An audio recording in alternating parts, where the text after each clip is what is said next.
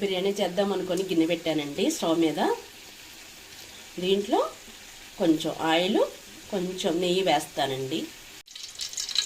Oil నెయ్యి రెండు వేసానండి. కాగుతుంది. బిర్యానీ ఎచ్చాలు వేసుకుంటున్నానండి నెయ్యిలో. బిర్యానీ ఎచ్చాలతో పాటు టమాటాలు, పచ్చిమిర్చి కూడా వేసుకున్నానండి. ఇవి కొంచెం బాగా వేగిన తర్వాత అల్లం వెల్లుల్లి పేస్టు, కొత్తిమీర వేస్తాను. అల్లం వెల్లుల్లి పేస్ట్ వేసానండి.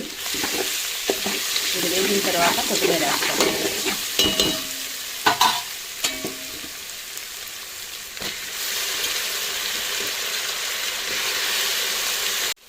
దీంట్లో రైస్ కడపోసుకుంటున్నానండి. కడిగిన బియ్యం ఉంటాయి కదా, బిర్యానీ రైస్ వేస్తున్నాను. కడిగిన బియ్యం కూడా దీంట్లో కడపోసానండి. దీంట్లో ఒక నిమ్మకాయ పిండుకొని సరిపోయిన సాల్ట్ వేసుకుంటే బిర్యానీ రైస్ అయిపోయినట్టే. నిమ్మకాయ పిండుతున్నానండి. నిమ్మకాయ పిండితేనండి ఏ మెతుకు ఆ మెతుకు అంటుకోకుండా ఉంటుంది బిర్యానీ రైస్. మసాలా వచ్చిన ఉప్పు వేస్తున్నానండి. దీనిని ఉప్పు అంటారు.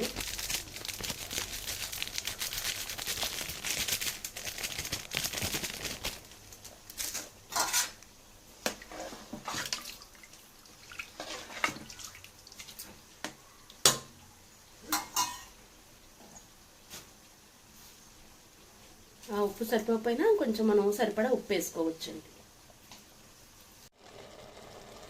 యువతలు బిర్యానీ రైస్ అవుతుందండి.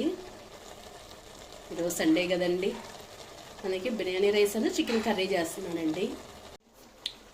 బిర్యానీ రైస్లో చికెన్ ముక్కలు కర్రీ వేసానండి. కర్రీ వేసి కిందది కొంచెం పైది కిందకి కొంచెం కలియ పెడితేనండి దమ్ అయినట్టుగా దమ్ బిర్యానీ టైప్లో మగ్గిద్దండి. బిర్యానీ చికెన్లోకి రైతా కూడా చేశానండి.